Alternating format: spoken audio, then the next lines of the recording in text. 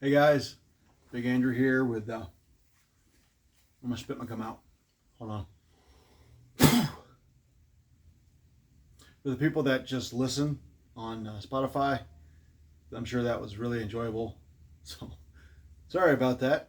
I kind of forgot I was still chewing it. Uh, Thoughts from the bench. That's what we're doing now. All right, thoughts from the bench. Last time I talked to you, and I mentioned that I would be talking about how to become the hero in your own story. I think there's a lot of people out there who spend too much time worrying about what others think. You know, this whole notion of proving other people wrong, proving that you can do it, that you're built different, and all this stuff. Listen, if you're letting other people define you, you are missing something. Okay? Other people can't define you based on what their perception of what you are is and how they communicate their perception of what you are.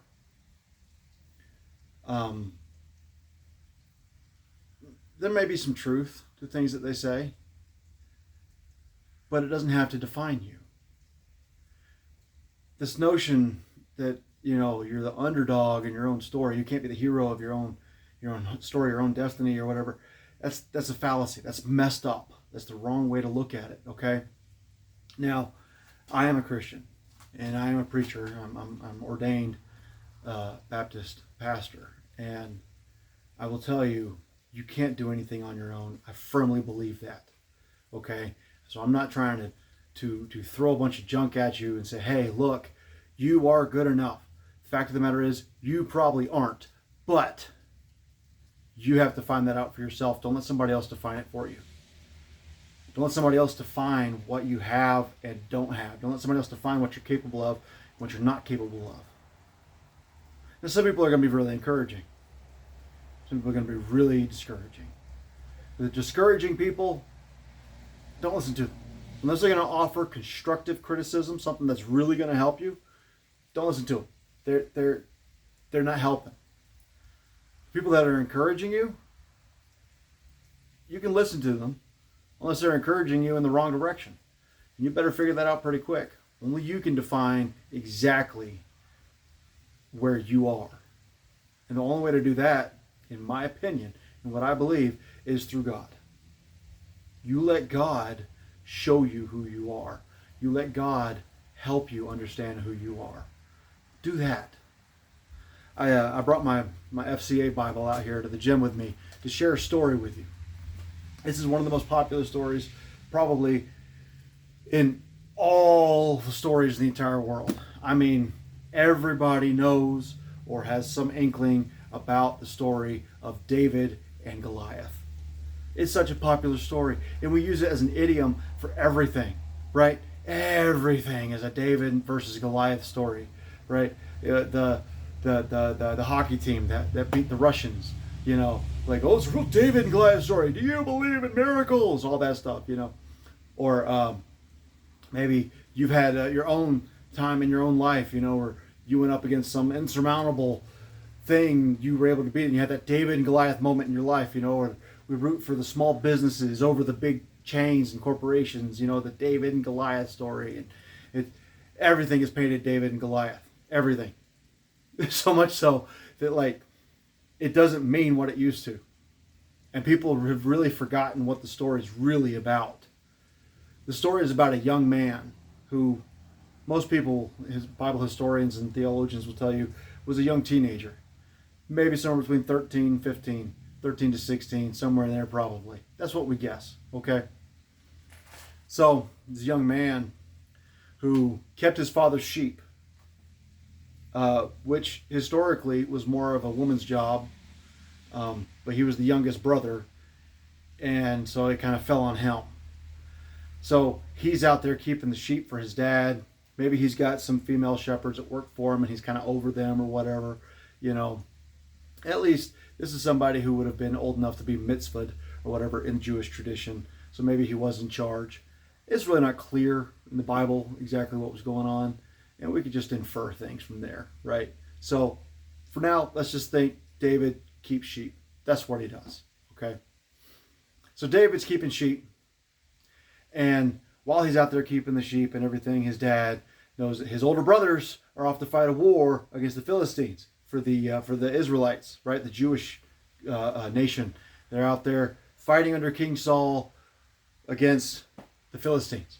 He doesn't know how things are going. Why? Because there's no Washington Post to send him a note, right? And say, hey, here's the newspaper. There's no Facebook. There's no CNN or Fox News.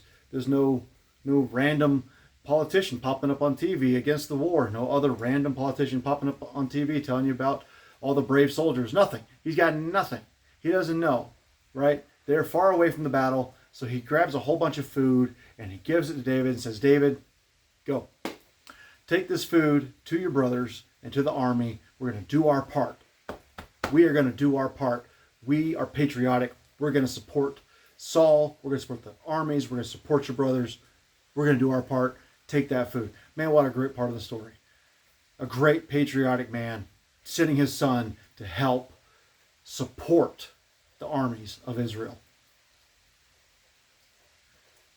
This all happens in 1 Samuel chapter 17. He sends them with the food. In 1 Samuel chapter 16, if we go back a chapter, we read where David is selected out of his 7 brothers by Samuel, the priest and prophet of Israel, to be the next king over Saul, and he anoints him with oil, as he's told to by God to anoint David, the youngest of 7 brothers, to be king over all Israel. Because David, we'll find out in other places in the Bible, was a man after God's own heart. He loved the nation of Israel. He loved following God's laws. We know David messed up, but David was in all things well-intentioned towards following God. His heart was with God and God's people. So he is anointed with oil. Chapter 17 comes along. We don't know how much time there is between chapter 16 and 17. We can assume it's been a while, maybe months, maybe weeks, maybe days, probably longer than that, because it took time for everybody to get all the troops together and go to fight this battle. So it's been some time. And David's back tending sheep, and he's taking this food, cheese and such, to the front, to his brothers and to the rest of the army, anybody that needs food. And he gets there, and there's Goliath. Now, if we take biblical measurements and we translate them into today's measurements, he's somewhere between 9 and 10 feet tall. Most people think about 9'6", 9'9", somewhere in there maybe. That's using biblical measurements from what we understand they were. That's a pretty tall dude, okay? I've met some tall people. I've never met anybody over 9 foot tall. I've met a few people around 7'1", 7'2", but I've never met anybody over 9 foot tall. That's pretty friggin' big. So he goes and he sees him, and Goliath's up there defying the armies of Israel, and he's shouting blasphemies and all this stuff against God and against the armies of Israel and all these things. And for 40 days this has been going on. David gets there on day 40, and he's like, what's going on, guys? Why isn't anybody fighting? There's nothing going on. There's no anything. There's not even any scratches on you. You're like, well, this guy out here, he's challenging us. And we don't know what to do, because none of us are going to go fight him. Saul said anybody that fights him, will get to marry his daughter, and his family will be tax-free for life. So there you go. And David's but he's defying the armies of Israel. He's completely ignoring the gifts that Saul's going to give to whoever beats Goliath, with the tax-free and the daughter to marry and all that stuff. He's completely ignoring that. He says, he's defying the God that we serve. He's defying us. Is there not a cause? Can't we just, somebody, take care of this guy? He's out there talking smack to everybody and just being a jerk. Let's just take care of this guy. Let's go do this. And his oldest brother, Eliab's there, and he's like, you just came to see carnage. That's the only reason you're here. You just came to see the fights. You just want to see blood. And David was like, no, seriously, I'll go fight him. And they're like, all right, go see Saul. So he goes to see King Saul. And King Saul's like, you can't fight him. That guy's been a warrior since he was a child. You're just a kid. You're still a child. You can't do it. Eliab has tried to define David here. His dad defined him as the shepherd, the youngest and the shepherd. He was defined by Eliab as just some bloodthirsty, crazy hormone raging teenager. And then here's Saul saying, no, he's just a baby. You're just a baby. And this is what David says. David says this, you don't need to fear. I'll read you right here what he says. This is 1 Samuel 17, verse 34. David answered Saul, your servant has been tending his father's sheep. Whenever a lion or a bear came and carried off a lamb from the flock, I went after it and struck it down and rescued the lamb from its mouth. If it reared up against me, I would grab it by its fur, strike it down, and kill it. Your servant has killed lions and bears. This uncircumcised Philistine will be like one of them, for he has defied the armies of the living God.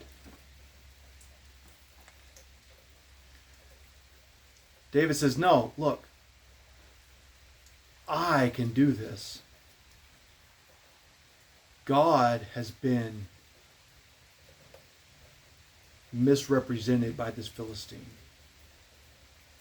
This Philistine has come out against my people.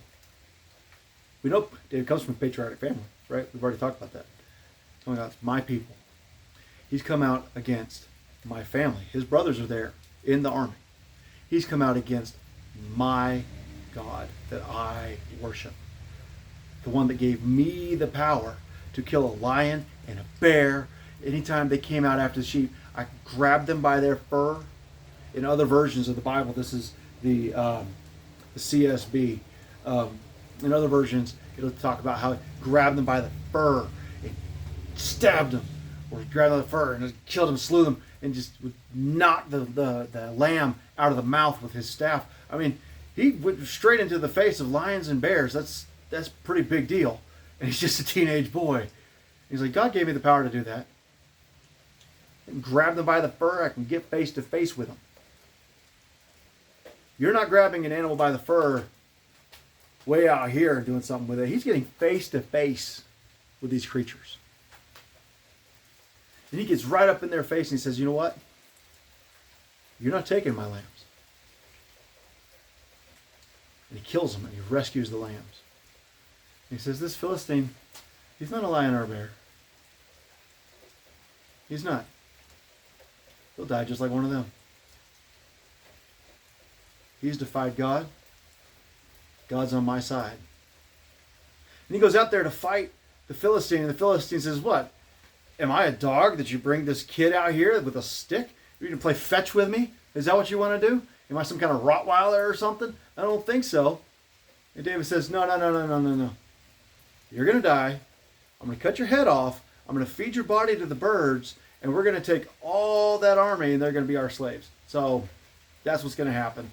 You defied my people, my family, my God. You defied everything that I hold dear. I'm going to kill you. He takes his little stone and he puts it in his little sling and he swings it around and flings it. That rock comes out of nowhere. Well, not nowhere, but it's like a missile, like a guided missile straight out of that socket in that sling, and bam! The Bible says it hit him in the forehead, and Goliath falls down flat on his face. If Goliath is almost 10 foot tall, he's got this massive sword. It's probably as tall as David, right? And David climbs up on top of this guy, pulls the sword out of the sheath, cuts his head off, and the entire Philistine army turns tail and runs, leaves the body there to be eaten by vultures, while David takes this massive head of this giant and goes into Saul's tent and says, here you go, buddy. Gotcha. Saul's dead now. We're free. Everybody's good. David didn't let Goliath define who he was. He didn't. David became the hero in his own story because he let God define who he was. And God's given everybody something. God has given everybody a purpose. God has given everybody a personality. God has given everybody something.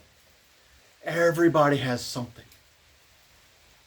And that's that thing that's going to define you if you let God use it. David had patriotism and a sense of bravery, and we call it noblesse oblige. He's some sort of obligation to these people, to these feelings, to this belief.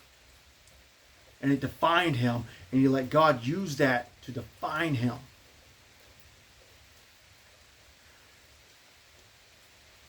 One of my absolute favorite movies of all time is, well, I love the Rocky series, Rocky 4. And the reason I love Rocky 4 so much is because of the training montage. I mean, I love the story of America versus Russia, good and bad. I mean, all the stories are good and bad, right? They all have that sort of undertone to them. You know, the underdog versus the inflated, other guy, the champion or whatever. And there's always something like that going on. And in that one in particular, man, the training sequence when he's out there and he's bare bones, right? Rocky has got bare bones. He doesn't have a ton of weights. He doesn't have machines. He doesn't have equipment. It's just him and his mind in the mountains. That's all he's got. Man, he is out there just pounding it, right? And he's throwing chains and he's cutting wood and he's running with logs on his back uphill and oh man, what a training sequence. And the song, and the heart's on fire and everything. And you contrast that with the mega power of Ivan Drago and all the steroids and the injections and the machines and the measurements. Rocky has no idea how hard he can punch. He's not measuring that like Drago is. Rocky has no idea any of this stuff. All he knows is he can pick up a cart full of rocks and people and push it over his head, like in the movie, and grow a really awesome beard. That's it. That's all Rocky knows. So that's the training sequence, man. It's an amazing training sequence. And Rocky has all these things, right? He's got money and he's got power and influence and everything, and none of that matters because he's defined by his ability to train, to fight, and by his heart. All the Rocky movies are about a man who fights with his heart before he fights with his ability. And they're great movies. Wonderful movies. I love that. Because he's defined by that, defined by what's inside. If you're somebody who's struggling with defining who you are, maybe first you need to find God. As I'm just going to say it. You believe, you don't believe, you need to find God. Find God. If you know where God is, if you already know God, maybe you're a believer, you need to find some way to be defined by God. Be defined by internally, by yourself, by what God tells you. Don't let yourself be defined by the bullcrap that you see on Facebook and Instagram, by the baloney you see. This guy over here, oh, look at how great I'm doing and all these things. This lady over here, look at all how I take care of my kids, or whatever. Or all the people who were in the middle of this United States government shutdown, and there are two groups of people on one side who are all, I can't believe the government shut down, this is the worst thing ever. And people on the other side are all, well, you bunch of lazy people should just get a job and get off of food stamps and stop living off of welfare. And then you have people in the middle who are good people, who work hard, who try to do the right thing, and they need that little bit of extra help to get them over the hump sometimes. Who are caught in the middle of it because there's two polarizing ideas, and that's all you see on Instagram and Facebook. And we're in the middle of that right now, and we're all being defined by these things, and you're going to be lumped into one side or the other. You don't do that. Don't be lumped into that nonsense. Don't. Serve God. Let God define you. He put something in you to define you. Let Him bring it out and show you what that is. That's my encouragement to you today. Stop being the underdog in your own story. Be the hero of your own story. God didn't create you to be the underdog. He created you for a purpose. He gave you ability. Go use it. All right, I'll see you next time, guys.